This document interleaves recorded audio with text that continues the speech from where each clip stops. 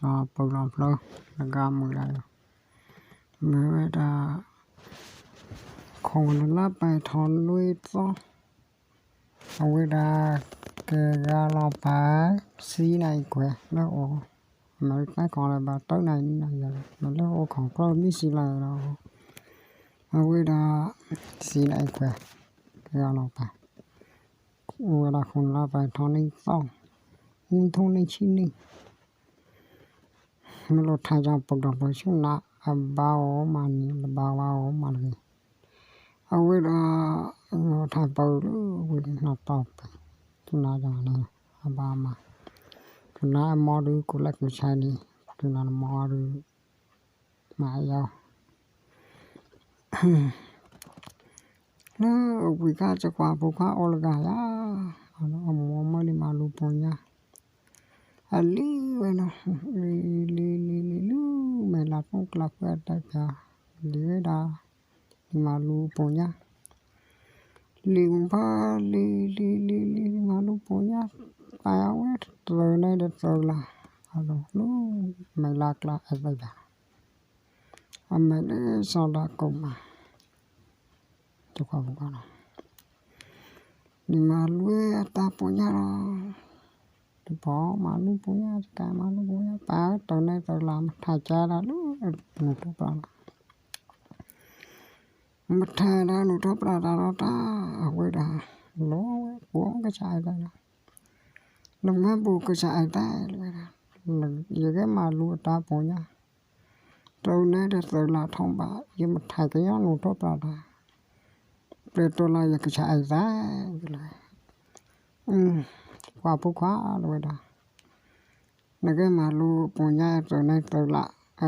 từ này để là từ bê báo rồi đó mà là thay trái là cái mà là thay trái nó tốt là ta được thay tí mới rồi đó thay gì phải được nè thay nó rồi đó thay ở ai cũng được cái trái nó vừa thay ở xí rồi đó ôi ya thì họ bây giờ là mồi một cái trái đã nhát vừa ta cái nó mà lo được khai được khai khá là ổn vậy mà thay chơi nó tốt là đi ya ôi ya thay được thay á một bữa đó với thay phải ya nó có bộ phong phát đại thay là có bộ phong phát đại nó ta về thay chú về ra thay lọc bá để cho cụ vậy lọc bá nó được lọc bá nó tại phải được con thay lọc bá tại phải được con thay mới nó lọc bá cho cụ lọc bá tại phải được con thay không mới nó lọc bá mới mà là xe sẽ nál cho nó sẽ lẽ đi cho qua múa cho nó nơi đâu vậy đó cho qua mình phải ra tại phải được con thay cái phần lẽ cho qua múa con cho qua múa nó về lẽ nó tao tì cái phần lẽ bắt được tập bột tập bia để thâu ly thâu thay bị đau blu lẽ cái này phần lẽ đi cho qua múa nó tao tì à vâng phần lẽ để lý cái để lót là để chơi quá lý cái để lót là để chơi bao được một bữa đó đi phần lẽ với một bữa được lý cái lót là để chơi đi thả đi cho qua mưa nó to bị ở ngoài lọt thì cái đi lên đau ấy thả wow thả tới lơi đó nó khai ra ở chỗ qua mưa còn nó thì đi lên đó quá chỗ qua bữa qua xong đã cùng bạn nó phải chạy phải trong chú ở đó qua mi pi chứ qua đó mi pi nó ở đó nó to bị nó thì bị gì má không phải đâu chú qua nó to bị nó sức qua mới được nó đã hao nó thế này nó to bị rồi đó nó bị giao ấy để nó to bị để cho khoa để cho nó được khá cho khoa nó bị giao ấy nhiều cho con là bê ghi má rồi đó giờ mà liệu khui mà mấy trong nhà này rồi đã nhưng thà chú này nó cho bà làm thằng đàn này giờ mùi bà giờ liệu khui bà kia mấy chó ya nó thằng chú này tại bảo vệ của thằng chú tha thua lu nó cho bà làm tha bố bà giờ lão bà lên nó mới ra nó bà nó mới ra nó ta đã bà không có cá nè đừng bố quá xong ra cầu mà cái thà nào mới thọ phá thôi thôi đã cái thà đã mấy bố phú sao mà bật đi bố áo cười nó đi cái thà mù đó mà cái ở cái đa mù phá sao phải cái áo thì ta bự lắm mù đi ra cái thà được tới khuyên ta khuyên mà wow thì họ nó với cái thà là một phạm nhau là wow lối đa lắm mới bu nào muốn cái啥những cái thà là ở cái đa ở tại phía những cái thà mà luôn ta của nhau từ đây đến từ là thôn ba lối đa ở cái đa giờ sẽ câu thì câu ba là đọc bài lớp hồi đó lối đa những cái thà nó cái đàn đấy nó cho bà tại cái thà nó có tại ở bà đó tại bà được học thà rồi đàn này là mừng là sẽ còn là bài gì nó vì mà nó mà thay chú cho nó thì nhưng mà thằng đàn này cho những một phá đấy thì bây mình đang khu nhưng mà cái mai trong trái á một bộ khoa là vậy đã nó bán luôn liền khu á một phá rồi bán luôn liền khu á nên nó có nó một tấm bọc bát cột đều về phải dạ cái có cái gì cái bạc cái đó mà tổ nó nhỏ nó thở nào là nó mới liệu khu mà thở nào là đủ mình cũng nó giờ khu như mai chọn như du lịch à cái cha ta là cái chạm nó khu đó màu ấy á không phải mùng lớn đi à có quên đi hồi xưa nó cũng bà nó mùng phá đầu thì cũng có quên đi quên lý đó nó quên tại ô đó quên tại đó cho nó vô nó nạp thế nó uống nó chậm cho này nó lúc mới phải thọ quên tại ô là quên cái thốn này tại sao nó quên đã quên tại đó là chính nó tùy nó con ba nó ai tại đó quên tại lò bật gì lẽ cho khóa bộ quan rồi nó ghê được cái lúc cái đàm mẹ bá nó lê là vậy đó lần mẹ hòa lối đã quên đó ô lần này thải ra ở lối đó dịch ra để cho mưng được gạo còn ghi mà là cái khi con gì mình lì ở khu nhỏ này lối đó mà đầu thọ này là tự do ra lối đó là mẹ tự do đủ lối đàn này giờ thì lối đó cái tài lò lên cho mưng nó mẹ gì khác gì mới vui đi với đáp nó bữa đáp nó vô ai tài lối đó cho mưng được gạo phải tay mà đi đã phải tay khóa bố khoai xong ra cầu mà rồi có cha rồi đó nó chấm mưng là vô rồi đó họ đào giáo rồi đó plei bố mà chán đâu khá đâu giờ có trái li mà gió cái đầu thọ lúc bị cho cái wow rồi đó rồi đó phải tay rồi đó nó câu bụi ở vai nãy ba ta có đủ phải tay mà bộ mà chơi này phải tay lo phải tay lo nằm lì lấy chồng mưng ô nó chồng mưng nó ấp lên nó mới nào được cả nên lì được với đàn nó được ngoài này lo rồi đó bây giờ nó phải tay mà bộ mà chơi gì cho bà con ôi mà bố mà chơi là gì nó mà bố mà chơi mấy gì được mà bố mà chơi cái trò play này là ôi nhưng mà bố mà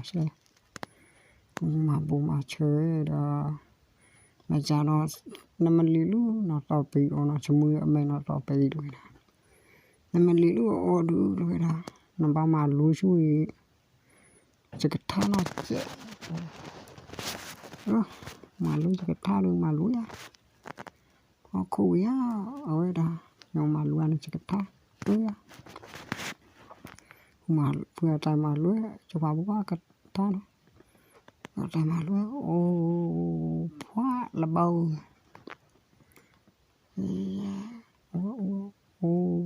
quá là bầu dạ mà lúa đó nó cái nó quá là ba cha cho vào cái vừa là cha cho vào bữa qua cha cho mà lúa này chỉ cái thao nó mà lúa bài cái trái đó nó mà lúa ba rồi nó lì xì nó đã ở với đã nó tọt bị đầu thao nó trái nó mình đi nó tọt bị nó bảo uống với nhau cho nó đủ cả chứ uống nó má nó mình đi nó tọt bị giờ cái trái cái trái cái nó mà lo dùng mà đó á qua uống bao được rồi đã xong đã câu mà sao vào quá rồi đã nên mình lì chơi nó bị chọn wow được rồi đã nó su wow được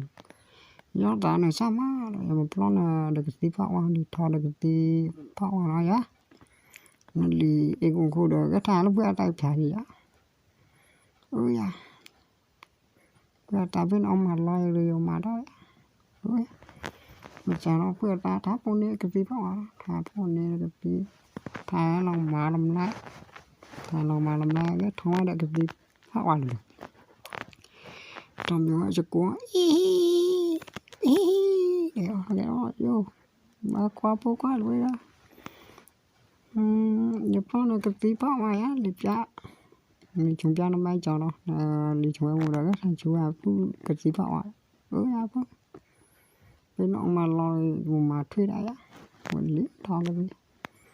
cái rồi đó bên mà thùng nó to bị được thò được cái tí phao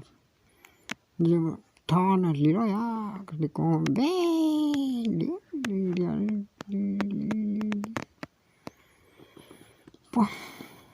là tí nó tao bị đẹp lên đẹp bố liền ăn lúc thì lúc xu nó vào đẹp bố cho nó được khá đấy này liền ăn lúc thì để thôi lý để thôi thay để lo để khai wow nó tí nó tao bị quá chả plek cái plek bố đi vì khả năng chạy mưa plek đó tí tôi để câu lo cái sao chạy luôn câu lo khả năng chạy mưa plek đó bữa nay nó bị câu được rồi là chỉ biết là chú này đi mau chạy đi ở biết là nó to bị không mức đâu ta biết là cho mau chạy đi ô lần này giờ con lòng ba mình đi lima cái lẹ mẹ nó thích là đi đá ông chạy đi ở với là cho nó được khá lo mẹ quá cái sao mà cái nào chạy mừng rồi đó ô lần này không plei nó còn lo để lý cái đó lo pla để chơi cho khai để chơi để lý cái lo pla nó mẹ plei cái hết thôi đại mà bài rồi đó rồi đó vì chưa còn lo mà nó đi lẽ đã là phải làm gì lẽ bên mình đã được bao khu ya ở cái xã rồi đó chỉ cái ở được lo khu ba bộ mà khu đó nó phải rồi nó chỉ bỏ là tiền nó tập vì mà ra nó khu cho kia khu được kia khu nó tập vì lo phải thế mà cha khá cái chai nó su lo giờ đi giải khai khá ô đi thả trả ở đầu thôi qua tiền nó cho qua quá xong là cơ mà đã thuê khai đa đi chứ nó tao pin nó mới mừng ra nó mở đa đi chứ còn nó thì khởi khí còn gì mà anh đi thấy còn gì mà mình sẽ mừng ra nó nó tao pin mình đi chơi thì họ nói cha cái tí cũng đa cho qua quá cha cái tí cũng đa cho thuê cái tí rồi đã phải là cái gì phá hoa rồi đã nó cái tôi ở đây chú bà phụ này thua khá rồi đã cái phụ này ở khuya đấy mà thằng lúc ở ngoài đã đục khá ở top ra rồi á khuya đấy thôi đi cuốn đi cuốn bi nó đi ốc cố đi chờ thay lắm bạc quá lì bao giờ lì thằng quá chắc quá chắc quá ba này nó tao bị playboy cho nó đâu khá lại luôn luôn lì thay lại luôn lì thay không bao đâu ba bùa nó bị cho nó sinh đại đã nó bị nó thuốc ra đây đã playboy này mình nó đâu khá mình đai thì mà tính mà sai mà ôi đấy rồi là đai mà nhưng mình đi nó tao bị bữa ta mà lui cho ui mà thì má ngó bữa ta cho ô phát là bao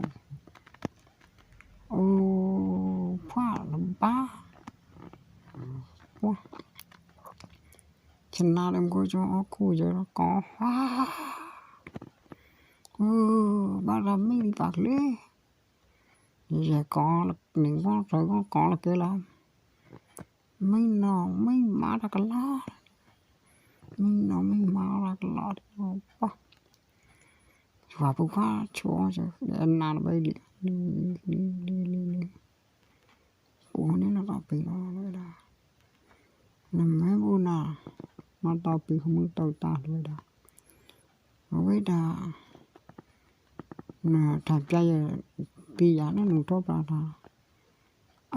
thật ra gì bây giờ là đào nó thật nhiều quá thật giá cho con thằng cái cái lúa sau đó có mà lúa cái gì đó và buồn ai bữa ta cái gì phá hoại rồi đó cái khu nó to bị giờ đã tuần nó giờ mấy chọn buồn ai một thang cái đó thả nó đi của này đi thả quá nó tao bị ở phía bốn đục khá cho nó chít đó nó khô khá chít đó này với đó nó mới khá nữa của có che lưỡi đó chả lắm mừng nó tao bị nó mà đi lẽ đi bảo khúc cha nó thì nữa đó tôi nói dù nó mới ra mà đi lẽ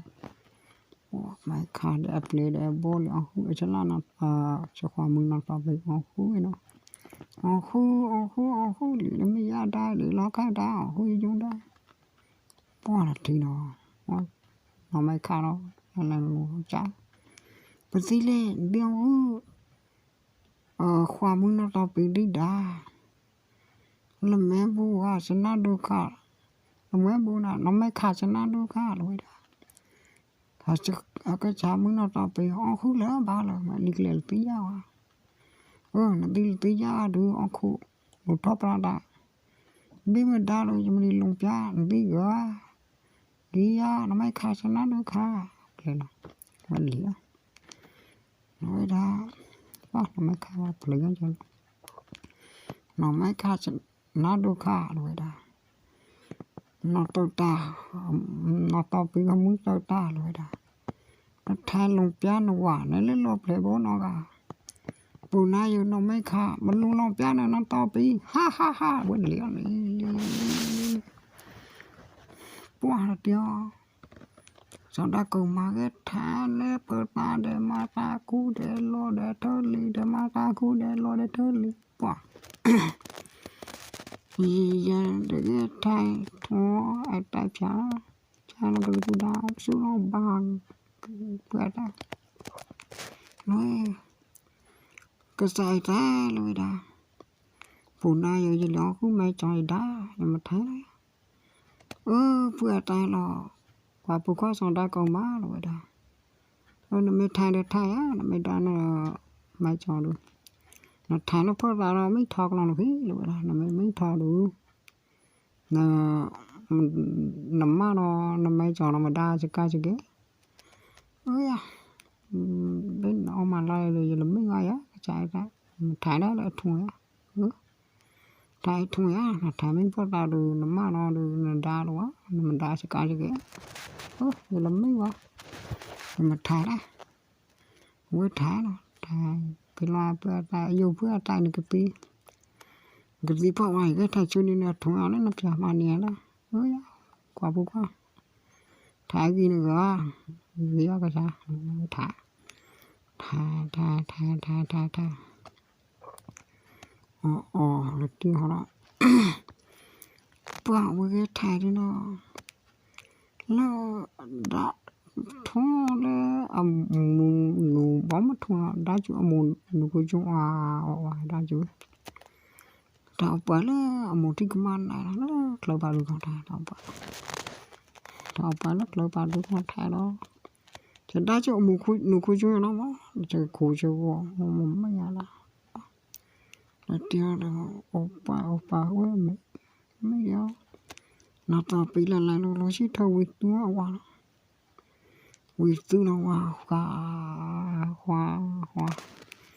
hoa nó mấy khát nó đủ khát cái phò xoa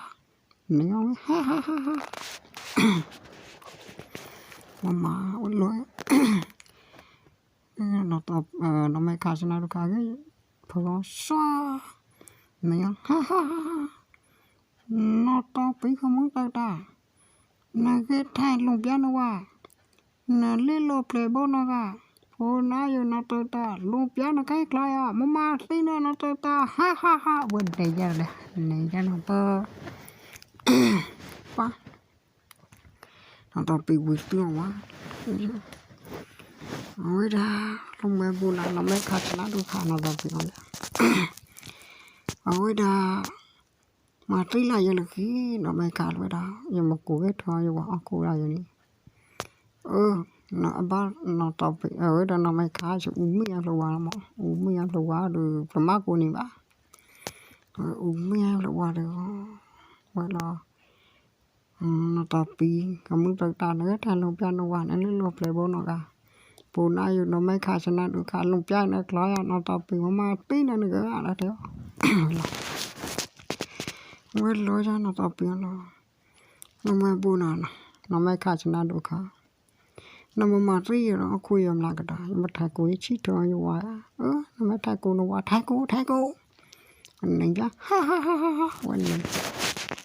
ông ba thay cô qua đó thay cô như vậy cho xong đó cơ mà vậy đó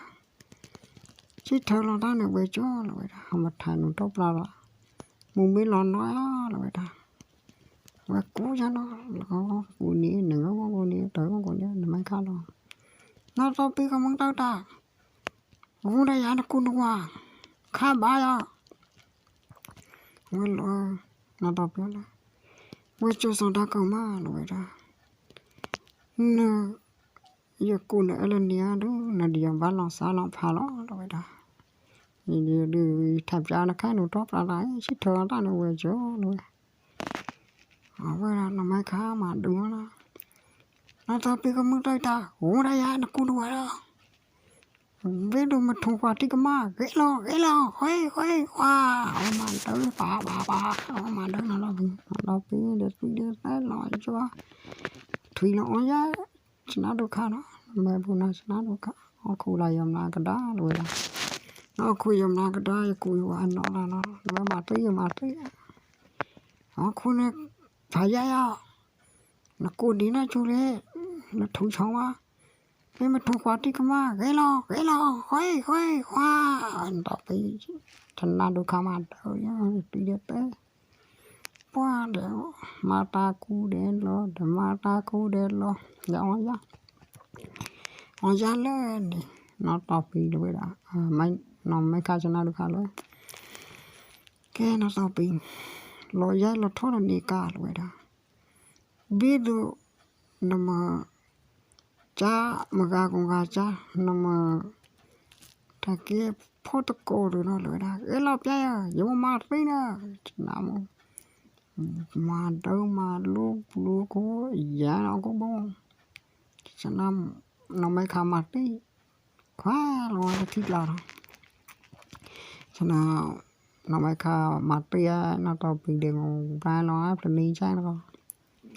đây là trên đi chắc của lúa nó nữa anh đi chắc nó qua nó tao bị nó tao bị đi chắc với con nó thì nó quá thà nó qua con ta quay khu quay cái quay nụ quay na trên cúi trên đại là không phải được ở với đà của thá qua bữa qua xong đã còn mà với cho xong đã còn mà lối đã cuối cho nó tao bị cụ đó với cho xong đã còn mà lối đã bên bật thùng nó thốt ra thái nó ya với cho lối đã như vậy mình nó cho mà khai thái nó ở bữa qua nó là cái chả chỉ một lần lên làm mấy nhá với cho xong đã còn mà gì mình nó tao bị nó quên rồi mày cắt nó gì mình nó tao bị nó mặc đi được quá cái thằng con này lên đường trang với luồng đã nó rõ ràng cái trái mà lấy đấy chỉ mình má mà chả đấy nhưng má mà cô đi mà được dù mà đi đấy thằng nhá luôn chơi luôn cô luôn chơi đó qua luôn lắm ba tháng với nhau giờ cho cậu qua tháng rồi cho cậu qua tháng rồi bao được tháng dạ thà tụi mày cha cái gì đó mày cha đấy lo cá thì nó mày cha lo cá phụ quá lo ra nín ăn nó mày quá phá rồi vậy đó mày phụ quá sao ra còn mà lo có lo mấy cái này mày không phá rồi mày bán đá đấy đó ôi ya cô yêu nó thì phá rồi ăn thì cô yêu nó cái để phá có cá để lo thay cái thay để mà nó mày khai cho nó được cái thay nó cũng cần ta cho nó thôi para mấy giờ đó quá cái đó thì khó nó lo mù rồi đó mù để mù phá mù tới để papa này ngà rồi đó bữa nay liệu khui mày trồng bia cái này thôi á rồi đó vừa qua rồi đó nó mai gì má mù phá nó mẹ rồi đó mày cho nó giờ mất mù lo vừa qua với đồ nó qua đồ đó tao pun ini mia opa we dan ma amu no ya pa tao pun mi no tao na mai ka china do kha de bu kwa sai la lo wa ya khu mai tong pya la ba wa no san da ko ma chu khu mai tong pya la ba mai tong pya de ti ba ti ju de lo me ma ba là điều nó đâu có phá nó mèo na qua sang ta câu má rồi đã một tờ ông phun đi mình má thằng đó mình nó mà đấy ơi mà thái đó một cái chá rồi đó cái thái đó phá mà bia khai kha là kha quay kha nên kha quay cu kha tới kha quay nu nên ra rồi nên mày sao xong mà đêm mừng gì đấy mày sao lo hôm qua biết lo ôi ya mày cha hôm qua ta lúc mày ở này cái trái cùi má được à thôi là đà rồi mà bạn cái mà đà một tí xài mà ông bà xưa nó có mà này cái trái cùi phụ ra mừng lòng quá cùi ra đẹp lớn đã tôi cổ lúc mưa có mà thôi nó mà chụp khoai nãy rồi đã bắt cổ nó uể quá đã nữa rồi đã có mà vào nó uể quá đã để đi đây và chụp khoai phụ quá xong đã có mà đã rồi nó mẹ bố phê bố đi ngà rồi đó đấy giờ đã chịu tôi cổ qua rồi bố na dùng biết mình đi rồi giờ mà nó biết đi ngà đi cái bây giờ nó đi cái nghĩ cái đó cái sao phải là ăn đi cái sao đi phải đi klula khi klula anh này luôn cái sao à quên ra tắc cổ thì con nó cái má vào phải nè thì con nó cái má vào cái là tí nè cái này tí nè cái là tí nè như cái là nè ta lo cái sao nó mới vô nào cái sao cha nó phô tắc cổ thủ lên nó bảo là bắt tôi nín cái là nè mà đi là cái sao cha à quên rồi giờ sao đó cái má lo nó tí nín cái là nè mà ôi đã tin nín thay phía mà giờ cái sao mà cái đó ôi à giờ áp nín thay thì nó quá tao đã cũng mang đi đua chú lu ở ngoài đó cũng phô tắc cổ thủ lấy cho bà ta thủ gửi mình cho bà ta vì khi là tiền phô tắc cổ bé rồi cho mình đi rồi nó cái ta cho mình đi mà ta chú nó giờ vô của bây giờ mình trồng piao cái thà này giờ chú ra giờ phô tắc cổ nó cũng mau cái ta utrera re phô tắc cổ về quan là nó cái thà nó sau đó còn mà ra đó bắt thọ tu ra chết cái thà bắt thọ vào đâu và phụ phá nói đó phô tắc cổ cái ba ta em bây giờ mấy trong nhà em thay chúa nhà vô cũng đã với thái nó đó nè thay chúa nhà vô cũng đã vào được thọ mà cho khai mọi người cố gắng để xin là bầu cho nó nếu nó còn là phải thôi đã nên cho còn là phải thôi nên cho cái đó xí là phải nó đã nên không nên chi nên ok chắc cần phải đủ đó cái chúng ta mò lại cái chai chúng ta mò được mày nó